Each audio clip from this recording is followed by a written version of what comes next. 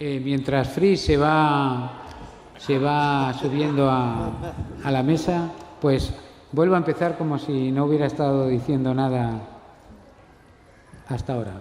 Buenas tardes a todos y a todas, bienvenidos a las charlas del día de hoy en la carpa del encuentro de la Semana Negra, a esta primera que le pusimos un título que es complicado, pero que yo creo que se va a entender perfectamente. Esto se llama ¿Para qué escribir si se lo va a llevar el viento o la guerra? Y ayudado de mi compinche y maestro Paco Taibo, que anda por aquí, vamos a intentar sonsacar a estos autores de reconocido prestigio, como se dice, y obra abundante y justificativa. Eso, exactamente. Dado el tiempo que actualmente estamos viviendo de incertidumbre, por lo menos, de cambio evidente y de desubicación permanente, el hecho de escribir, ¿no? En un mundo que, si la primera charla que hicimos este año era la literatura y las series de televisión, pues es un poco en el momento que está surgiendo nuevas formas de entender lo narrativo, diferentes formatos para hacer lo que estábamos haciendo, desde el propio formato de la lectura, que esto lo ha cambiado, hasta cosas que parecían propias de la novela y que ahora están siendo narradas en otros géneros o en otros formatos. Entonces, hablar un poco de esto en este tiempo concreto, en que todo parece que se achica en el momento en que estamos en lo más, en el aire, ¿no? ¿Qué significa, para qué sentido tiene ahora enfrentarse a la página en blanco, crearse una estructura en la cabeza, a tener el oficio y el genio de convertirlo en literatura y al final dónde está ese objetivo que es el lector, que es la lectura? Yo creo que es más fácil, esta es de las cosas que uno dice, lo entiendo mejor que lo explico. Entonces, bueno, era un poco esto. Entonces, mi coayudante, que además es también forma parte del ejército que tiene que defender la trinchera de la literatura, de la narración, que es Paco, adelante tú también con esta idea, ¿no? De qué hacemos, qué hacer, la pregunta leninista, ¿qué hacer? Lo que pasa es que esa no es la pregunta. Para variar, como de costumbre, no es la pregunta. ¿Qué vas a hacer? ¿Qué dijo Brecht? Que sabía más que los que estamos en esta mesa. Dijo, ¿y qué harás en los tiempos oscuros? Pues escribiré sobre los tiempos oscuros. Más todavía. La presión de los tiempos oscuros invita a la escritura en los tiempos, para los tiempos, desde los tiempos oscuros. Pero ¿cuáles tiempos no han sido oscuros? Tiene un efecto hipnótico el micrófono. Si te mueves así frecuentemente, vas teniendo una sensación de estupidez absoluta. Entonces, ¿dónde está la pregunta? La verdad es que para los escritores todos, los involuntarios, los voluntarios, los forzosos, los sobrevivientes, los profesionales de la palabra escrita, hay tantas respuestas como lo vivas. ¿Por qué Kafka decidió no publicar y por lo tanto no entrar en la categoría de escritor? Un escritor es alguien que escribe cuando hay alguien que lee. ¿Por qué decide autoflagelarse y autodestruirse al grado de decidir no publicar? ¿Por qué un escritor al que conocí, bastante popular en México, me dijo una vez, ya terminé una novela, pero tengo que darle un par de vueltas? ¿Y qué vueltas le quería dar? Cuando me lo explicó me dieron ganas de vomitar. Dijo, voy a oscurecerla un poco para que parezca más culta. Le dije, pero este marrano, ¿cómo se atreve a confesarme algo como esto? No, voy a darle un par de vueltas para hacerla más barroca y confusa para que parezca más culta. Yo a ese le daba con los árboles que habían convertido en papel, que había convertido en su novela. Y me parecía vomitiva esta actitud de desprecio por los lectores. ¿Qué ¿qué haces cuando tu agente literario te dice, escribe la misma novela, porque esta tuvo éxito? Y entonces, pues la misma, y dices, bueno, lo más parecido posible. O sea, cuando las reglas de mercado te inviten a seguir el triunfo de la venta o el triunfo de la moda, que yo creo que son dos éxitos ambos igual de deleznables, y estás bajo esas presiones, e incluso el autor más sincero, noble y literariamente pecaminante y pecaminoso tiene esas presiones a un lado. Acabo de publicar un libro y vendí 8 ejemplares, de los cuales estoy seguro que 7 no me han leído, nomás lo compraron. Y uno que sí lo leyó fue Juanito, que se suicidó la semana pasada.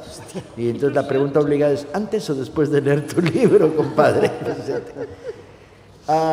Me retrae, y ninguno estamos a salvo de, ni siquiera los menos pecaminosos, de las tentaciones del éxito, la venta, el reconocimiento, y si aspiras a ser escritor profesional, el dinero.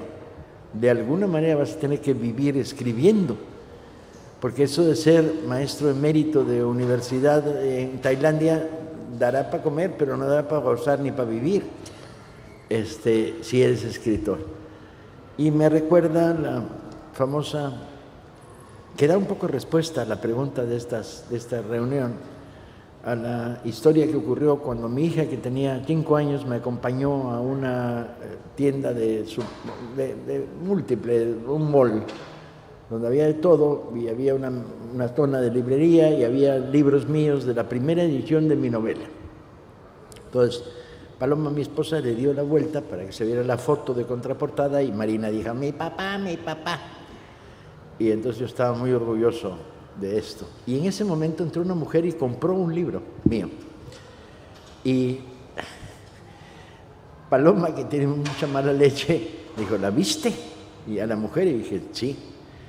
Era una mujer que en México traía abrigo de pieles, lo cual es muy poco común en México, donde el calor o los fríos moderados no abundan. Y el abrigo de pieles es un símbolo de oligarca trasnochada. Y entonces salimos de ahí como diciendo, caray, se vendió un libro y lo compró una señora con abrigo de pieles, y Paloma, que es muy inteligente, dijo, no te preocupes, se lo compró a su criada. Entonces la pregunta es, ¿para quién escribes? ¿Para que te compran señoras con abrigos de pieles en tiempos oscuros como estos, y con un poco de suerte para que los lean sus criadas?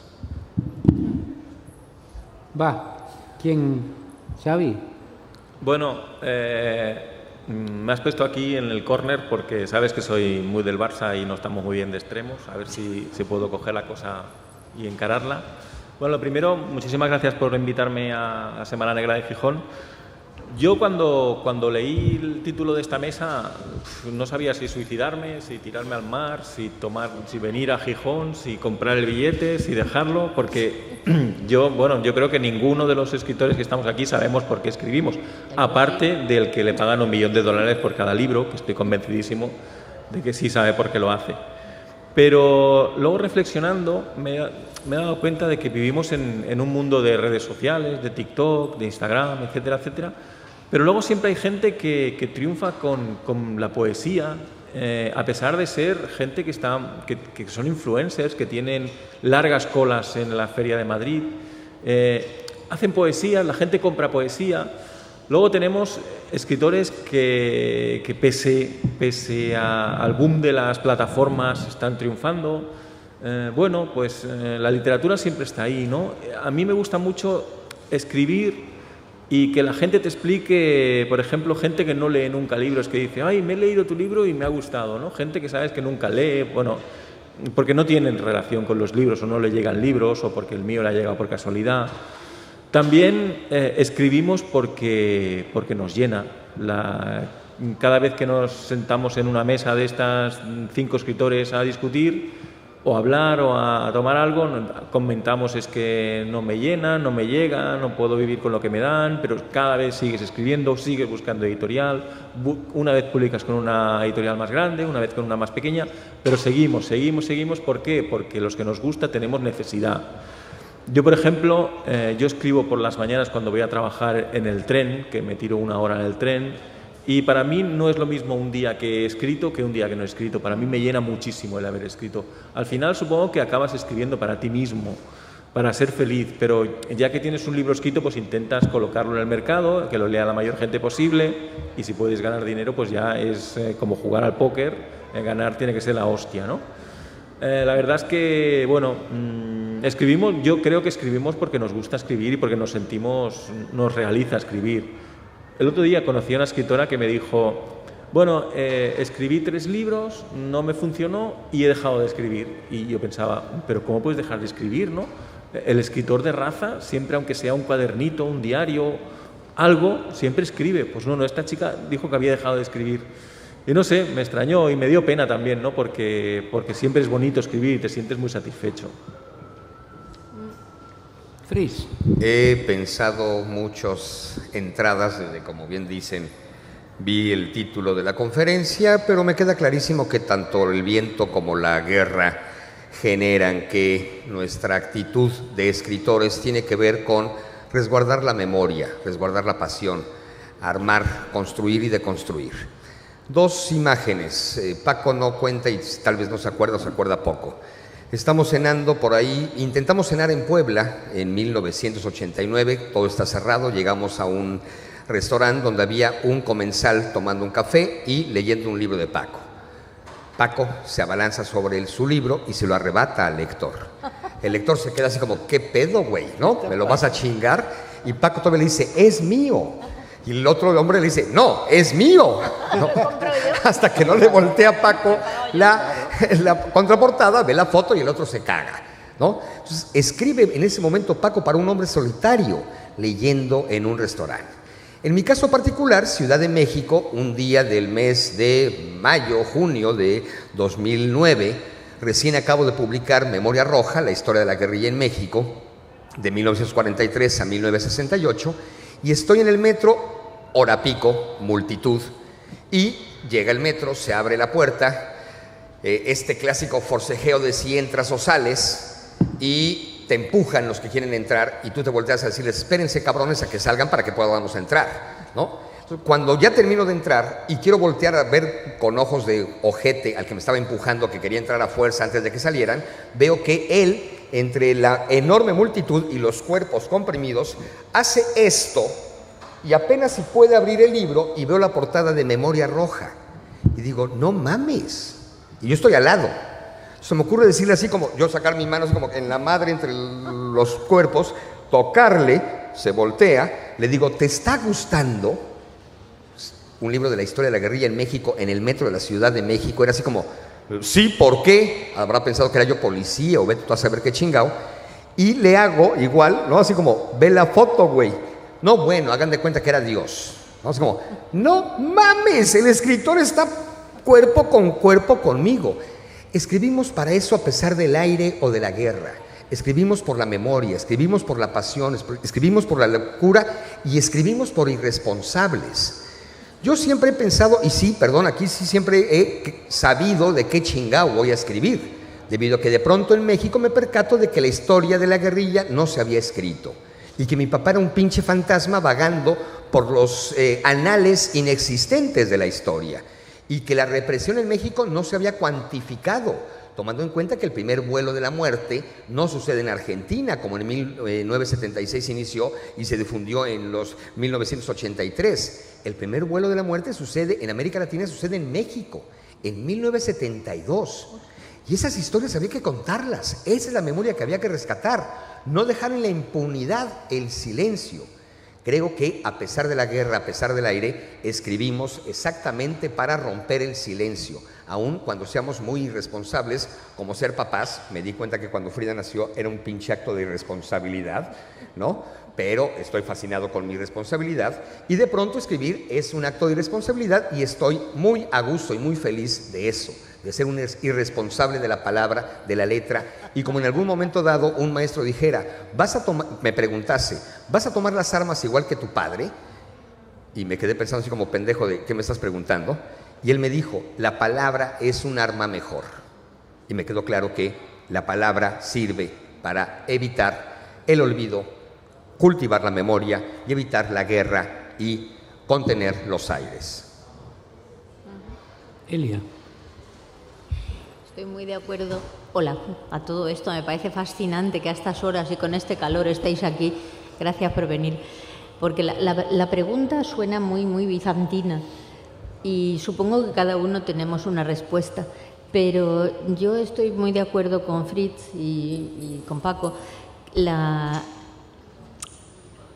escribir es un acto de libertad y es un acto de afianzar la palabra y de dar voz a mucha gente que no la tiene y de recordar cosas que no queremos que se olviden, de dar a la vez placer y reflexión y hacer quizá que la gente que lee una historia que nos hemos inventado y que parece una tontería y que parece un ejercicio de frivolidad, haga que muchas personas se planteen por un momento cosas que no se habían planteado antes.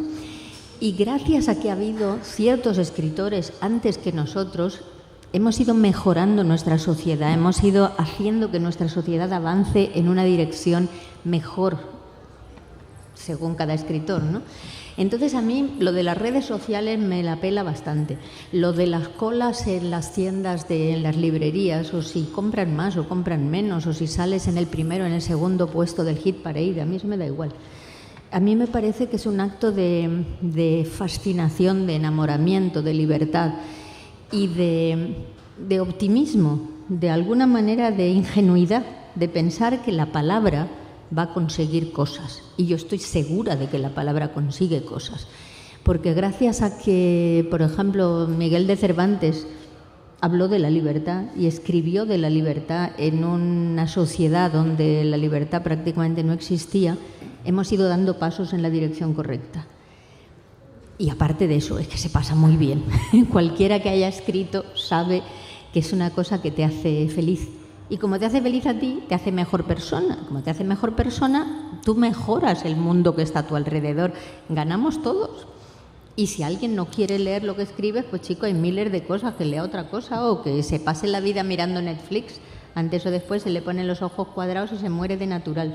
O sea que, y eso sí, yo hablo por mí, no soy creadora de contenidos.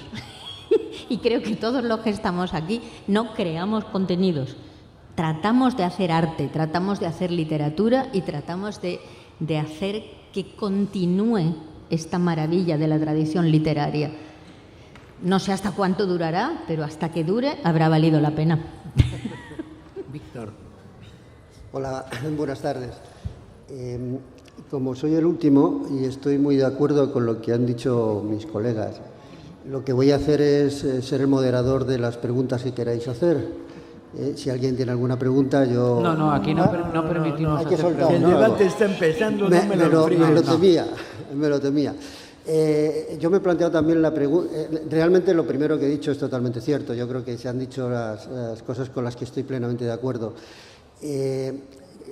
Me he planteado la pregunta que se hacía sobre la mesa y me he contestado automáticamente que sería similar a la pregunta de ¿para qué vivimos si nos vamos a morir? ¿No? Pues porque estamos ahí, porque no hay otra cosa nada más que hacerlo, porque escribir creo que esencialmente es una necesidad. Y una necesidad que habría que hacerla, o yo considero que hay que hacerla, y me parece que los que estamos aquí lo consideramos más o menos en la misma línea, en absoluta libertad. La libertad es muy importante para poder crear. Y la libertad en todos los sentidos, esto hay que matizarlo mucho, porque no es la libertad de sentirse libre, porque eso prácticamente no existe o está generalmente mediatizado. Es la libertad moral, es una libertad ética. Tú tienes que situarte en cualquier bando para poder crear, para poder hacer una pelea, una pugna. Una libertad, por supuesto, de partido, una libertad ideológica, por mucho que tú tengas la tuya, pero tú tienes que actuar, creo, escribiendo en libertad, pero libertad también de género. Estamos ante una semana negra maravillosa desde hace muchísimos años y el negro es un género, a mí me fascina, por eso cada vez estoy más dentro de él, pero ese género no me puede atar, no me tiene que atar. Yo también tengo que escribir con libertad dentro de la literatura, sin géneros. Y, por supuesto, libertad comercial. Es decir, allá él, el que escriba pensando en que va a vender mucho, pensando sobre qué tiene que escribir que pueda funcionar con su próxima novela, con su próximo libro de relatos. Allá él. Yo, desde luego, no lo hago. A lo mejor por eso soy también uno de esos escritores multiplicados por cero que tanto se da en esta sociedad, ¿no? Entonces, yo creo que a partir de esa libertad es fundamental. Pero a esa libertad o a todas esas libertades yo añadiría algo también personal, que es el compromiso social, el compromiso con una sociedad y dar la respuesta que nosotros consideramos. No es una respuesta meditada, pensada, planteada a priori para contar una historia. No tú contar la historia, pero la vas a contar seguramente desde tu planteamiento vital, desde tu planteamiento social. Y ese planteamiento social dentro de la literatura a mí me parece fundamental y es lo que redundaría en la respuesta a la última parte de la pregunta. Contra la guerra, esa libertad, pero libertad con compromiso, con el compromiso auténtico que nosotros tengamos.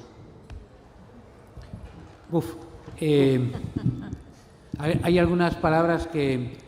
Había una sección, una vez hicimos una revista y que buscaba, claro, lógicamente buscábamos colaboradores que no cobrasen, ¿no? Entonces, como nosotros mismos. Entonces recuerdo que una de las secciones se la encargamos a Taibo y le puse un título que nos ha servido para utilizar en 200.000 cosas.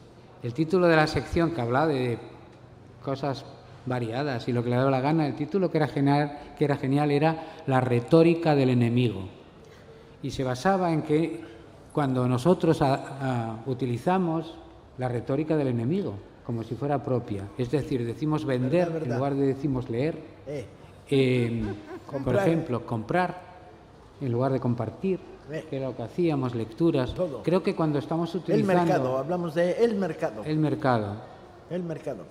Y yo creo que esta es la retórica que nos lleva al desastre, porque estamos utilizando la de ellos, que son el enemigo, no la nuestra. Y lo continuamos haciendo nosotros. Sus mejores, igual que los mejores, los únicos que se creen la propaganda de la derecha son los de izquierdas. Los de la derecha nunca se creen su propaganda, no os penséis. Ni la leen, suelen ser analfabetas funcionales. Además, pero los de la izquierda se la creen todos. Fulanito es un corrupto. Ya se lo creyeron todos, porque era de izquierdas. Ese tipo de cosas, ¿no? Y en esto es un poco parecido. Utilizamos siempre la retórica del enemigo, cuando creo que lo que hay que utilizar es nuestras propias palabras, ¿no? Porque si estamos hablando de escritores y lo primero que nos quitan es el lenguaje y el uso de las palabras y no las defendemos, va mal, ¿no? Entonces, en este momento de incertidumbre, de vacío, nos pueden suceder dos cosas. O la famosa teoría del shock, o sea, ahora ya nos desarticulan absolutamente, o es el momento en que nosotros los intentamos desarticular un poco a ellos. Pero en la retórica del enemigo está el pensar en absolutos. Por Juan Madrid, si me remito a contar cosas que se dijeron en 35 años de Semana Negra, tengo para 7 diccionarios de tomo gordo. Pero porque hay unas muy buenas. Juan Madrid dijo una vez con toda la jeta, dijo, yo escribo para ligar más. Vale. Y se la dimos por buena. Porque era capaz hay de gente pedir a la que le el ha mismo... funcionado muy bien, ¿eh? No lo sé, porque es monógamo, ha tenido 3 matrimonios con una sola esposa, o sea que no es bígamo. Y además, cuando ves cómo le ladra a su esposa, pues sabes que es como sometidito, Juan, ¿no? O sea, era pura retórica, no escribía para eso. Aunque Juan de repente era capaz de hacer dos cosas al mismo tiempo, por ejemplo, pedir una copa y ligar simultáneamente a la que se la estaba sirviendo. Y se sentía en el papel obligado de que era un simultáneo. Pedir un vaso de vino y tratar de ligar a la muchacha que se lo estaba sirviendo eran un acto dual de un mismo proceso. Pero la retórica del enemigo, y es verdad, está en que decíamos cosas que suelen ser ingeniosas, pero no es cierto. O sea, no queremos, los que escribimos por necesidad vital, llamémoslo de alguna manera, tendríamos que revisar qué tan profunda es esa necesidad vital. Si supiéramos que lo que va a escribir no lo iba a leer nadie nunca, ¿todavía lo escribiríamos? Sí. Sí. Esas certezas tuyas a veces me sorprenden, pero es tu lado austriaco, camarada. No, yo creo que ¿Qué ibas a hacer si no? ¿Eh? ¿Te ibas a pasar todo el día tomando el sol o qué? Ya, pero y La si primera- nadie la lo va a primera leer, novela nunca sabes quién y te la va a si leer. nunca se va a publicar, de verdad, o hay una cuota de gloria en ser escritor a la que desde niños aspiramos, que puede ser más sensata, más moderada, menos pretenciosa, menos basada en las glorias de la retórica del enemigo, de las sociedades de los premios, los tapetes rojos, etcétera, pero más humilde si quieres, que es un poco la de cuando te encuentras un lector en el metro que te quiere. Pueden pasar cosas horribles, por ejemplo, que te confunda con tu papá, cosa que a mí ya me ha sucedido. cosas ¿Cómo lo peores? quiero? Y te cuenta un libro de tu padre, y tú dices, pero este marrano, que me quiere sin haberme leído y habiendo leído otro que se llama como yo, no hay una necesidad de esta cuota de gloria. Pero se lo firmaste. Al que arrancó el libro, No, al que te al confundió con tu padre. el que tenía mucha gente era mi papá, que firmaba libros en los aeropuertos para pasarlas a las aduanas con más facilidad, pero libros míos, no de él. Pero bueno, todo esto forma parte. Esta cuota de gloria acunada desde la infancia y que no hay tiempo oscuro que la pare. Porque cuando no ha habido tiempos oscuros, Siempre. dejémonos de historias. Siempre. Cuando no hemos vivido en tiempos inciertos, tiempos caóticos, tiempos de ruptura, tiempos de tormenta, tiempos de amenaza, tiempos de miedo profundo. Pero, y ahí tienes que escribir, por imperativos morales, ya no por imperativos. Pero la de la cuota de gloria no está en el fondo de nuestros oscuros corazones. La necesidad de que alguien te quiera sin conocerte. Paco, yo creo que es la necesidad de dar tu visión frente al mundo, de ayudar a que cualquiera que te lea, si te lee, piense, así también se pueden ver las cosas. Yo no tengo la verdad absoluta, que hay un tipo o una tipa que escribe de otra manera, que ve las cosas desde otro punto de vista. Y eso ayuda a que tú vayas ampliando tu mente. Yo me acuerdo muy bien de cuando tenía 12 años y empecé a leer cosas que yo no había oído en casa, por ejemplo. Y empecé a plantearme, ¿tendrá razón? ¿No tendrá razón? Esto va en contra de lo que me han dicho. Esto va por el mismo camino que lo que me han dicho. Y eso te va haciendo que te hagas adulta, que te hagas crítica, que llegues a ser tú misma. Y no se acaba nunca. Puedes tener 80 años y seguir diciendo, pues fíjate, nunca lo he visto así. Y eso sirve para algo. Y una pregunta maligna. Crear, escribir, dibujar cómics, hacer historieta, Sí. hacer ensayo político, ¿no es una prolongación de la lectura? Sí, Clausewitziana absolutamente. sí, No, porque yo tú leo, luego continúas. vivo, por lo tanto escribo para leer un paso más allá. Sí, y porque lees una conclusión que no te parece bien y haces una tuya. O porque lees algo que admiras tanto que quieres tratar de llegar a esa altura. Es siempre un diálogo, es un diálogo constante con los que te precedieron, con los que están a la vez que tú, con los que no te gustan, con los que sí te gustan. Es la posibilidad de hablar con los muertos, es la posibilidad de hablar con vivos a los que nunca alcanzarás porque están demasiado altos, por ejemplo. Y sin embargo, Conozco escritores reputados de fama inmerecida que dicen, yo no leo. Sí, pero son imbéciles, chicos. Mi respuesta fue, se te nota, huevón, se te nota. Ahí era evidente, ¿no?, que no puede existir el divorcio entre el lector y el escritor. Que el escritor que diga yo no leo es un escritor que no escribe y que tal vez un fantasma, un negro le esté maquilando. Y no habría que negar, evidentemente, y no hay pedo en saber y estar conscientes del alimento al ego, ¿no? Como de alguna manera decías hace un momento, Paco. Pero el ego se alimenta no nada más del escritor, el deportista, el cocinero, el chef, el odontólogo, el oftalmólogo, el cardiólogo, el mecánico. O sea, a ver, como el podólogo, no escuyes el podólogo, que es importantísimo que te quiten las garras, ¿no?, de los pies. Yo creo que evidentemente el ego y alimentar el ego es parte de la condición humana y no hay ningún problema, sea desde la escritura o desde la cirugía mayor de cortarte perfectamente bien las uñas del pie. Entonces, que de pronto pareciera que es un acto exclusivo del escritor, no. Es de toda la humanidad y no hay bronca. Y creo evidentemente y soy un ferviente convencido de que escritura y lectura van de la mano. Sin lugar a duda, es como si manejaras en carreteras, fueras un chofer ¿dónde manejas? No, en carreteras no, cabrón, entonces ¿cómo?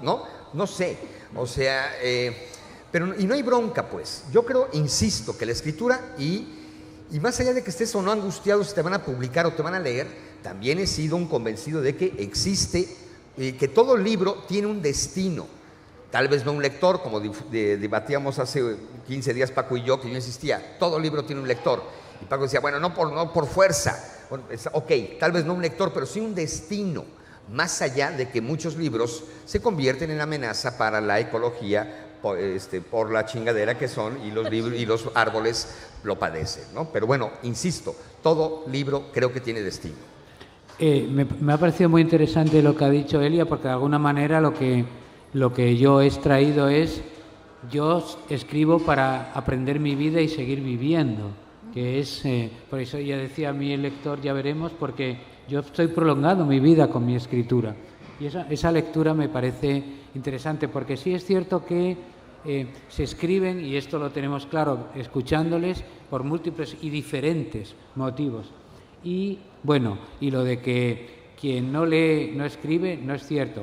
Hay un escritor que tuvimos hace 4 o 5 años, no recuerdo, se me van en 35 años las fechas ya al carajo, pero que nos decía en la rueda de prensa que un bestseller absoluto y del que ahora va a sacar una serie en Netflix, nos decía aquí que él era el responsable del 30% de su libro, el otro 30% era la editorial y el otro 30% eran las lectoras, porque estaba todo el día en las redes sociales y iba viendo lo que querían que escribiese.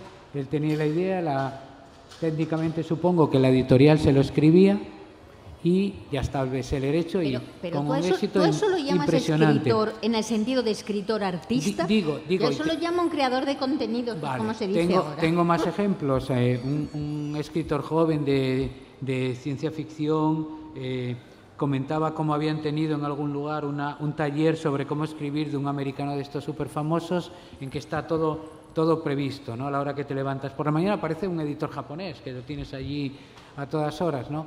Las formas son múltiples de escrituras actualmente. Sí. La segunda parte es que probablemente, como lo denomina Elia, estamos hablando de contenidos. Y hay escritores, yo he sido jurado de premios de novela, en que cada capítulo, recuerdo una novela en concreto, que cada capítulo venía precedido, el incipit era una cita sacada de una serie de televisión, donde venía firmada la serie de televisión de la que había sacado la cita. Y cuando lo leías veía claramente que aquel tipo no leía, veía series, a lo mejor era guionista incluso, sí, pero lector no era, porque la única forma de aprender a escribir es leyendo. Sí. O sea, nadie se levantó y inventó la novela una mañana, leyó novelas antes y, bueno, es eso, ¿no? Luego yo creo que qué y cómo escribir ahora mismo sí está en un proceso, si no evolutivo, a lo mejor involutivo, pero sí está en un proceso de cambio. Por el problema de que del que Paco no quería hablar, que era el proceso industrial. Esto se ha convertido en una industria, bueno, siempre lo fue, pero una industria pequeñita. Ahora es una industria globalizada, es decir, una novela se planifica con todo. La novela, firmáis esos contratos, a mí no me digáis. Una novela es la novela, la adaptación al cine, la adaptación a la serie de televisión, la adaptación a la novela gráfica y la adaptación a los muñequitos que se pueden hacer. Y a las franquicias. Y a las franquicias. Eso es lo que ¿Verdad? está sucediendo. Pero exploro mis propios motivos para escribir. Pero total, no va a pasar nada. Si lo cuento en Gijón, nadie va a venir a contárselo a mi madre ya está muerta, o sea que si se lo van a contar a mi madre no va a tener éxito. Pero te están viendo en medio mundo, ¿eh? Pero me están viendo en medio mundo. Pero bueno, goza uno del pseudo-anonimato. Yo, a ver, he escrito libros por rabia. Ok. Hay una novela mía que la escribí por rabia. Por rabia contra otro escritor que había escrito una novela muy bien escrita, pero absolutamente contraria a lo que yo quería contar sobre esa época. Y por pura pinche rabia me la escribí, como motor fundamental. Luego tiene el placer, el gusto, el sentido del humor. He escrito una novela por miedo, para exorcizar demonios, mis demonios, no los de otros, ¿sí? Para hacer la cruz del vampiro a mi propia vida en las noches. He escrito ninguna por dinero, en términos contantes y sonantes, ni he escrito libros por pasiones mercantiles. He escrito libros por gloria, sí, para que te quieran un poco más. ¿Quiénes? Vete a saber, ni siquiera era claro. O sea, las razones ocultas están pegadas a las razones transparentes, que es, vives en este mundo y hay guerras, injusticias, basura, fraude, doble lenguaje, doble moral por todos lados, y vas contra ellos. Y si puedes darles un palo en el libro, les das un palo, y si les puedes dar dos, les das dos. O sea, el libro es conflicto, es contradicción, es choque. Pero, y bueno, al fin y al cabo, sí, escribo porque no puedo dejar de escribir. El día que deje de escribir, ¿no? Yo hago entrevistas para Radio 3 y tengo que leerme libros a la fuerza que muchas veces pues no me apetecería leérmelos, ¿no? Pero sí que es verdad, tengo que decir que he encontrado libros que me he leído a la fuerza que luego me han maravillado, ¿no? Incluso luego conocer al escritor me ha encantado y tal, pero también he leído gente y luego los he ido a entrevistar. Había, por ejemplo, un americano que había escrito un libro que ese libro te decía el día que ibas a morir, ¿no? El día de tu vida que ibas a morir. El libro de las almas o algo así se llamaba. No sé, y ese hombre, tú le preguntabas sobre influencias literarias, intentaba salirte de las preguntas que le hacían al resto de periodistas y no decía que él no leía nada, que no se estaba influenciado en nada y solo estaba centrado en su libro.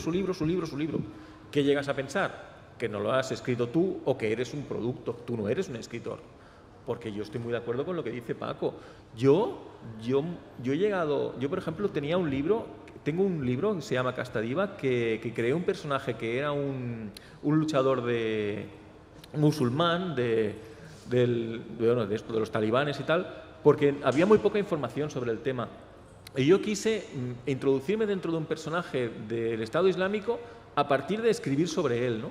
Y fue una manera que bueno, creo que intenté entenderlo, cómo sería un personaje así. Luego, con el tiempo, cuando se fueron sabiendo más cosas de ellos, me di cuenta de que había acertado bastante, ¿no?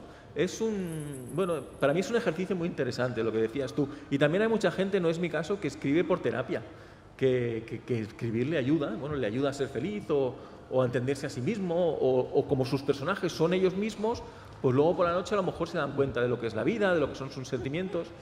Bueno, básicamente lo que quiero decir es que si escribes porque te gusta escribir, se nota en las lecturas y se nota en el lenguaje, sobre todo. La gente que está influenciada por las series tiene un lenguaje ABC, que es como el debate que podríamos entrar, que no quiero entrar, es de las escuelas de escritura, ¿no?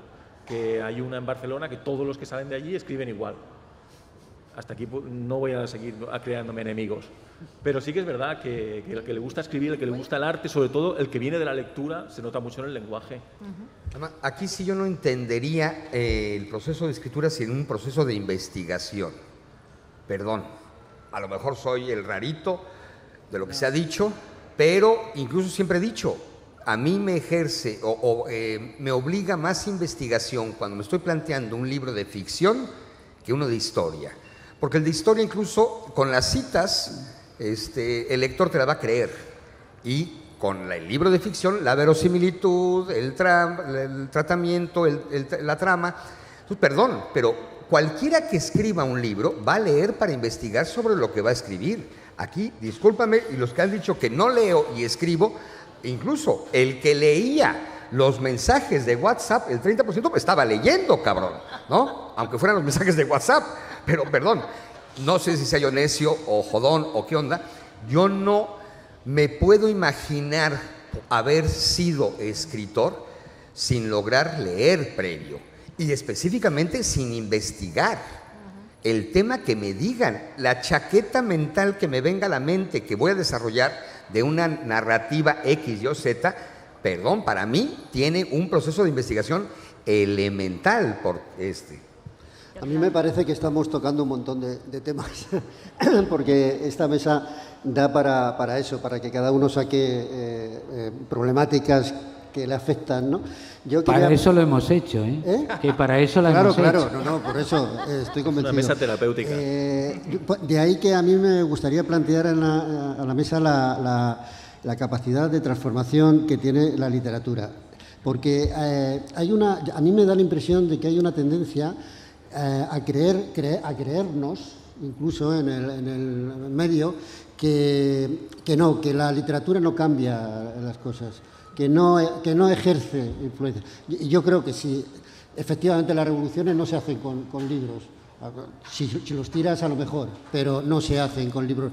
Pero los libros ayudan mucho a que esas transformaciones se produzcan, a que esos cambios sociales se produzcan. Pero no sé si estoy de acuerdo, a mí tengo esa sensación de que hay una tendencia a decir, y de ahí que haya mucha literatura intimista, entre otras cosas, porque ¿para qué voy a plantear cosas si no sirven para nada? Primero, te van a servir a ti porque tú crees en ello y lo quieres expresar, pero además porque, aunque sea, puedes ir cambiando pequeñas sensaciones en la gente, puedes provocar emociones diferentes, ahí empiezan los cambios, sí. También los cambios sociales, ¿no? Sí, tú simplemente con hacer, por ejemplo, personajes en los que uno se pueda reconocer dentro de nuevos parámetros sociales, ya es un cambio. O sea, cuando las chicas jovencitas empezamos a leer novelas en que la protagonista era una chica joven, eso fue un cambio, porque nos habíamos pasado toda la vida leyendo novelas donde el protagonista era un chico y nos teníamos que identificar con el chico porque es que la chica era un florero o era la niña a la que había que salvar y era medio tonta y tú no te querías identificar con esa imbécil, tú querías que ser el protagonista. Y cuando de repente aparecen chicas que hacen cosas y que piensan y que se les ocurren soluciones y que son intrépidas, eso nos cambió a una gran generación de mujeres. Sin duda. Y así con muchísimos Es una mala broma pero un libro no puede cambiar la vida, no puede cambiar la historia, no puede cambiar los designios de una sociedad. Mentira podrida. Los libros han estado cambiando tu vida, sí. La de muchos, la de otros. Sí. Han tenido efectos recurrentes, masivos. Y la novela negra mucho más. La novela negra también, ¿eh? También. Mentira podrida, que un libro no te cambia la vida. Yo tengo en la lista de mis libros leídos 60 que me cambiaron la vida, radicalmente algunos. No, lo que pasa es que aquí estamos los buenos de la película. En un ambiente dominado por escritores mediocres, buena parte de ellos semianalfabetas, que escriben como el culo de mal. Perdón que el culo sea un referente geográfico para decir cómo puedes escribir de mal. No, pero que no está pensado para escribir y por eso sale lo que sale. Probablemente, porque cuesta trabajo mover la pluma o teclear. De escritores mercachifles, sí. De escritores de mentira que simulan ser escritores. De famosos, Dios mío, la palabra famoso, que es una de las presentador. Palabras... ¿Qué? Sí. Presentador. De televisión. Famoso, introductor, recopilador de letras, analfabetas funcionales por todos lados. Y un gremio de mercachifles. Esta novela es asquerosa, te dirá tu editor. No, porque nunca dicen eso los editores, ni siquiera los malos. Pero una manita de gato que le escribe al negro que tengo aquí a la vuelta de la esquina, Pobre negro. En un ambiente tan podrido como el de las letras, donde hacen retórica personajes verdaderamente deprimentemente deleznables, aquí estamos los buenos. Entonces es bueno decir, no, nosotros somos sinceros, no venderemos nuestra pluma al enemigo. Entre otras cosas porque el enemigo no anda con chequeras ahí tratando de comprar nuestras plumas, ¿no? Bueno. Sí, pero esta mesa no puede acabar sin echarle la culpa a los editores, que a fin de cuentas son los que publican los libros, sobre todo en las grandes corporaciones, los que eligen gente. Estábamos hablando de que hay grandísimos escritores que porque tienen una edad no les publican, que solo buscan gente joven, ¿no?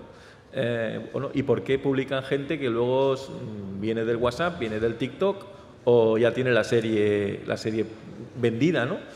También tienen parte de su culpa o tienen mucha culpa. No solo es el escritor que lo hace, sino el que lo compra y luego el que lo lee también. Pero bueno, eso ya es otro tema.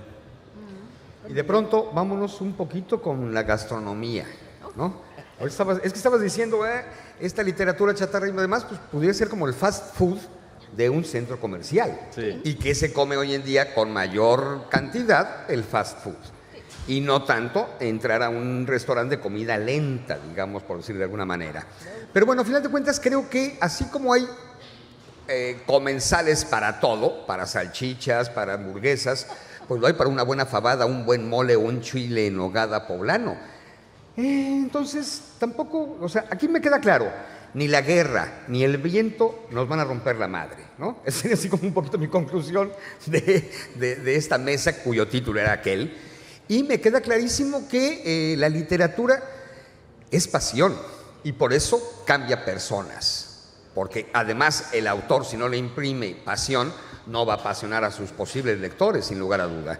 Y rapidísimamente como comercial, la librería La Historieta tiene parte de los autores de aquí. Digo, si no lo digo, valgo madre, ¿verdad? Y no hablo desde el punto de vista del editor, sino del pendejo mexicano que viene cargando los libros desde México. Gracias. No, pero de todas formas ahí donde el puesto de ventas están vuestros libros, de los que están aquí arriba, para que los puedan firmar al acabar esto y dedicarlos, porque al final lo que acabáis haciendo es una mercancía, es un producto que se llama libro, que tiene hojas y se inventó hace mucho tiempo. No es la tecnología, lo único que hace es hacerlos más rápido, pero sigue siendo igual que cuando hace muchos años alguien decidió juntar las hojas, los papiros o lo que diablos fuera el papel en aquel momento, que no recuerdo, y juntarlo todo. Pero los libros son una mercancía. Es decir, el último libro de Taibo, que se llama La Libertad y que os recomiendo, porque solo lo vais a poder comprar aquí este año en España y va a estar allí ahora y tiene muy pocos ejemplares Fritz, si tú coges el ejemplar que compras, se te cae a la bahía y el mar se lo zampa, el libro sigue existiendo. Es decir, la libertad va a estar ahí. Pero qué diablos, luego es una mercancía, hay muchos, tal. Pero como yo siempre digo, sí, el libro, el de Víctor, o el de Elia, o el de Fritz, o el de Xavi, él va ahí, te lo firma, te lo dedica, te pone algo, deja de ser una mercancía y se transforma en un fetiche, como diría Carlos Marx. Entonces ha cambiado absolutamente la relación, tu relación con ese libro y tu relación con lo que hay dentro. Es tu historia. Es decir, la mano del autor le crea aura a algo que es un producto. Es de las pocas cosas que puede hacer que el autor sigue pudiendo hacer la magia, que es convertir la producción en la época Walter Benjamin en algo, devolverle el aura. Y eso solo lo puede hacer el autor, aunque también puede hacerlo el que te dedica, ¿no? El libro de poesía y no sé qué, y esta cosa de los adolescentes, pues también. Pero los adolescentes solo pueden hacerlo en el libro, porque imaginaros que dicen, oye, para ligar, que dice, te voy a mandar ahora un clic en que te vas a poder descargar 20 poemas de amor y una canción desesperada. Anda, vete al cuerno. Tú quieres un ejemplar que ponga allí lo que sea, si eres dibujante un dibujito, sin unas rositas, yo qué sé. Pero ese poder de transformación de la mercancía en fetiche que sigue teniendo el autor, a mí me parece que es un acto, vamos, de mágico, ¿no? En el buen sentido, y esa idea que el autor tiene todavía, que no es el libro fabricado, en un libro se fabrica, como os decía antes, personajes con firma que reconocen que y ellos tiran para adelante, y si pueden 2 en un año en lugar de 1, mejor. Pero no es esa la idea. Y los tiempos son complicados, porque todo hace, la industria editorial hace que es mejor que hagas un libro sobre los beneficios de la zanahoria en los cultivos murcianos que un libro de narración. ¿Por qué? Pues porque hay más consumidores de zanahorias que de libros, yo qué sé. Pero sigue siendo importante, porque sigue siendo el alma de la sociedad lo que hace un verdadero escritor, porque un escritor define su sociedad. Y ojo, eso no quiere decir que la sociedad se lo agradezca. A ver, nos la pasamos despotricando contra los malos editores, productores de chatarra y basura. Yo no hablé de nada de editores, yo sí. Aviso. Yo con frecuencia, todos los días. Contra los malos editores que hacen libros por encargo asquerosos. Contra los horribles escritores que escriben libros de mierda. Vamos a tener un ataque de generosidad, hombre. Si les cuesta trabajo, hacer un libro de mierda no es fácil. Aquel que piense que es fácil se equivoca. Hay una inversión baja en neuronas consumidas para hacer un libro muy malo. Entonces vamos a tener un ataque de generosidad y decir, ok, este es un estado de guerra cultural, político-cultural, y combatir a los libros de mierda forma parte de los escritores inteligentes, buenos y simpáticos y de izquierda para impedir que el territorio se les llene de macarras de derecha, ¿no? Pero bueno, hagámoslo con generosidad, ¿no? Total, no pasa nada, ¿no? Todo el mundo tiene derecho a leer 2 libros de mierda en su vida, no 1. Si lee 2, eso ya es perversión y tenacidad. Y eso de mercancía a mí se me incomoda, es producto cultural. ¿Perdón? Mercancía, libro, para mí es producto cultural. Así como cuando entra a una librería una persona, para mí no es un consumidor, es un lector. Y quien está al frente de la librería es un librero, no un vendedor. El propio lenguaje, si lo cambiamos, cambiamos el concepto cultural que envuelve el universo del libro. Por eso lo que tú decías, cuando viene alguien a que le firmes un libro y tú le firmas ese libro que tú has escrito buscando a la lectora o el lector que va a completar el arco, tú has puesto uno y él pone el otro, entonces ese momento de que tú le dediques algo, aparte de ser mágico, como decíamos, es una fijación en el tiempo. Ese lector no solamente recibe el libro, sino el recuerdo del momento en que lo compró, el momento en que lo firmaste, el momento en que tuviste un par de minutos para conectar con una persona que lee tus libros. Y eso es algo que no se puede comprar con el dinero que te cuesta el libro. Es una cosa especial, es una cosa diferente, y por eso tenemos que mantenerlo y tenemos que mantener este tipo de contactos con gente que está ahí tridimensionalmente y viva y que puede protestar y puede alegrarse, puede reírse, y eso cada vez está perdiéndose más y no podemos permitir que se pierda. Por eso este tipo de cosas son lo mejor del mundo. Bueno, la conclusión, por decir algo, de este brainstorming creativo que hemos tenido aquí, es que hay que escribir en este tipo, hay que escribir lo que ellos quieran escribir, sin duda. Hay que escribir lo que quieran escribir, en la confianza de que lo van a hacer bien, de que algunos lo harán bien y de que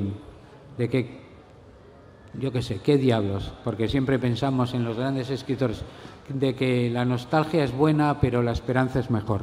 Y yo tengo la esperanza de que lo van a hacer soberanamente bien. Muchas gracias a los 5. Esto es la Semana Negra, continúa. Van a estar firmando allí el libro. Ya os digo que tienen allí que, bueno, acudid, comprarlos y que conviertan esa mercancía de papel fresado en un fetiche. Muchas gracias.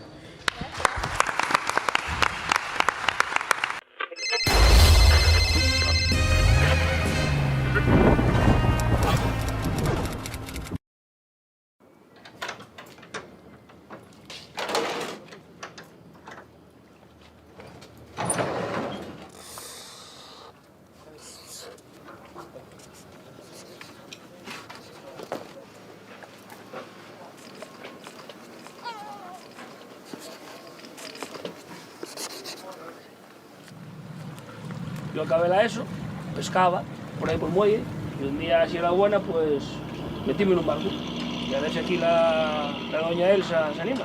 Pero estudiada, ¿eh? De patrona. Porque yo, por ejemplo, cuando decía que iba a ir a la mar, todo el mundo, es que es durísima. Y yo, sí, claro que es dura, pero a ver, yo tampoco veo a alemanes de 3 metros ir a la mar, ni echan rayos láser, son paisanos normales. Entonces, ¿por qué no vas a poder? No creo que haya trabajos para hombres ni trabajos para mujeres. Hay que ponerle ganas y actitud y ya está. De hecho, la guaja mía, en la escuela, me tienen que enseñar yo lo que yo un poco la tierra y la mar. Cuidado. A mí la mar es otro mundo. No sé, a mí y en mi vida. Mi padre ya era marinero y luego pues yo lo mamé con él. Empecé a pescar aquí en 2006, pero trabajando en la hostelería. 1.000 millones como Adu, que vengan. Luego aquí pierdes la noción del tiempo. Aquí se te pasa el día y a veces que no mires ni el reloj. Que habrá quien no lo quiere y prefiere estar en una oficina. Yo me gusta más estar al aire libre. Luego aparte yo en fin de semana cojo la caña todavía. Es una pasada.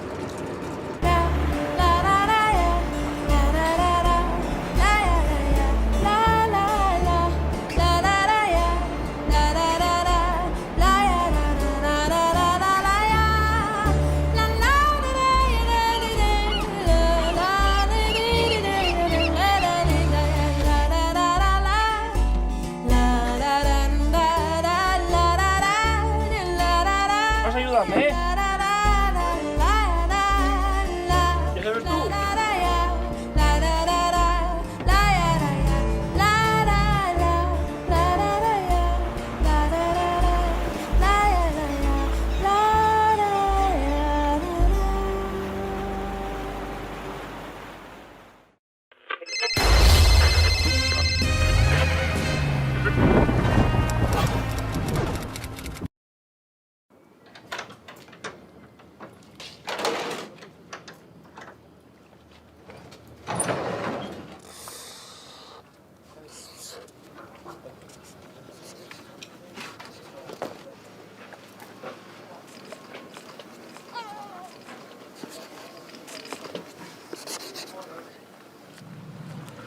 Yo acabé la ESO, pescaba por ahí por el muelle, y un día, si era buena, pues meterme en un barco y a ver si aquí la doña Elsa se anima. Pero estudiada, ¿eh? De patrona. Porque yo, por ejemplo, cuando decía que iba a ir a la mar, todo el mundo, es que es durísima. Y yo, sí, claro que es dura, pero a ver, yo tampoco veo a alemanes de 3 metros ir a la mar, ni echan rayos láser, son paisanos normales. Entonces, ¿por qué no vas a poder? No creo que haya trabajos para hombres ni trabajos para mujeres. Hay que ponerle ganas y actitud y ya está. De hecho, la guaja mía, en la escuela, me tienen que enseñar yo lo que yo un poco la tierra y la mar. Cuidado. A mí la mar es otro mundo. No sé, a mí y en mi vida. Mi padre ya era marinero y luego pues yo lo mamé con él. Empecé a pescar aquí en 2006, pero trabajando en la hostelería. 1.000 millones como Adu, que vengan. Luego aquí pierdes la noción del tiempo. Aquí se te pasa el día y a veces que no mires ni el reloj. Que habrá quien no lo quiere y prefiere estar en una oficina. Yo me gusta más estar al aire libre. Luego aparte yo en fin de semana cojo la caña todavía. Es una pasada.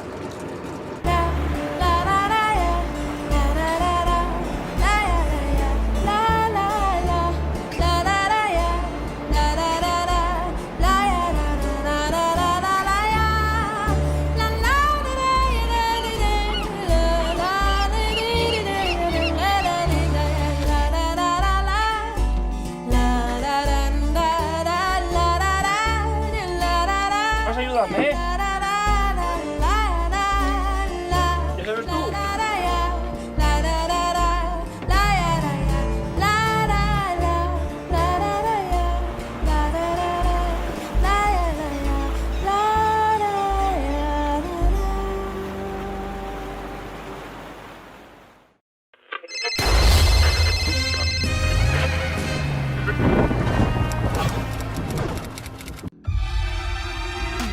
Subimos a lo más alto para llegar hasta ti. Oxon 3 Comunicación Natural. Colaborador oficial de la Semana Negra de Gijón.